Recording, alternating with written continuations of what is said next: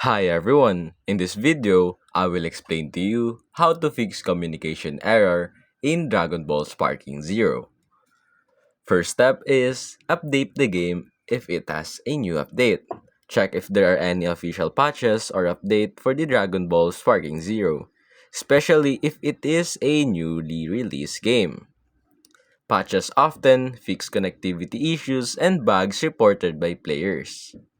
Next step is check server status. For newer games, sometimes communication errors occur because the game servers are down for a maintenance or experiencing high traffic.